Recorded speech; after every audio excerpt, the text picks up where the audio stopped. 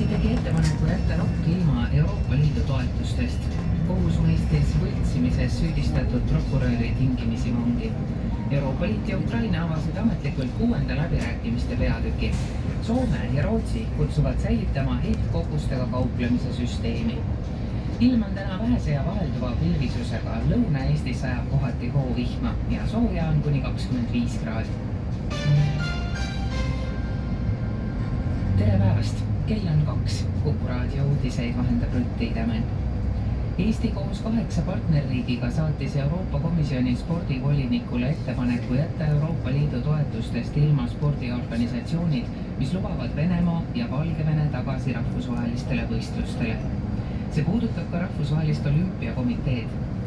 Eesti algatusel valminud ettepanekuga ühinesid Läti, Leedu, Poola, Rootsi, Soome, Taani, Rumeenia ja Holland. Samuti tehti ettepanek kaaluda, kas ja millises ulatuses kaasata selliseid organisatsioone spordivaldkonna arengut puudutavatesse aruteludesse. ROK-i täitevkomitee otsustas 7. juulil tühistada Venemaa Olümpiakomitee tegevuskeelu.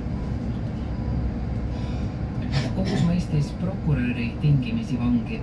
Harju maakohus mõistis prokurör Eve Soosteri õigeks süüdistuse osas, mis puudutas tsiviilhagi võltsimist ja võltsitud tsiviilhagi kasutamist, aga süüdi mõisteti ta kokkuleppe menetluse nõusoleku avalduse võltsimises ja võltsitud avalduse kasutamises. Teda karistati 6-kuulise vangistusega. Seda ei pöörata täitmisele, kui Soostar ei pane 1 aasta pikkuse katseaja jooksul toime uut tahtlikku kuritegu. Justiits- ja Digiministeerium saatis sideandmete säilitamist ja kasutamist reguleeriva eelnõu valitsusele, kirjutab Postimees. Seni on Eestis kriminaal- ja väärteomenetluses kasutatud sideandmeid, mis on sideettevõtjatelt saadud üldise ja ühetaolise säilitamiskohustuse alusel. Euroopa Liidu kohus ja Riigikohus on aga leidnud, et selline andmete kasutamine süüteomenetluses ei vasta isikuandmete ja eraelu puutumatuse kaitsenõuetele. Nüüd valitsusse saadetud eelnõu järgi säilitatakse edaspidi üldiselt ja ühetaoliselt üksnes elektroonilise sideteenuse kasutaja tuvastamiseks vajalikke andmeid ja IP-aadresside andmeid. Direktoriks saab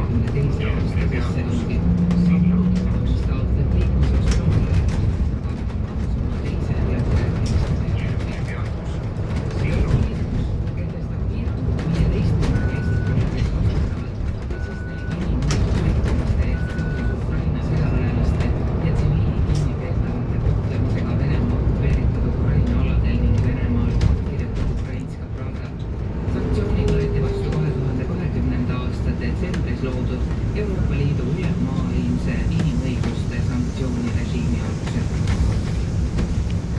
Soome ja Rootsi kutsuvad säilitama heitkogustega kauplemise süsteemi. Soome valitsusjuht Petteri Orpo ja Rootsi peaminister Ulf Kristersson saatsid ühise kirja Euroopa Komisjoni presidendile Ursula von der Leyenile. Kirjas rõhutatakse, et stabiilne, ambitsioonikas ja prognoositav heitkogustega kauplemise süsteem on Euroopa Liidule hädavajalik, et säilitada ja kaasata rohepöördeks ning majanduse kasutamiseks vajalikke investeeringuid.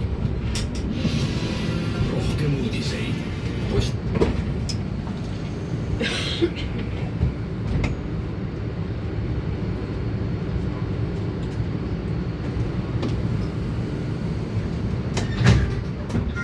Ilm on vähese pilvisusega. Lõuna-Eestis sajab kohati hoovihma.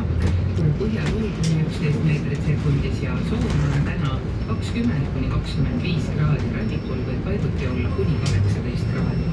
Praegu Tallinnas 19, Tartus ja Pärnus on 22 kraadi.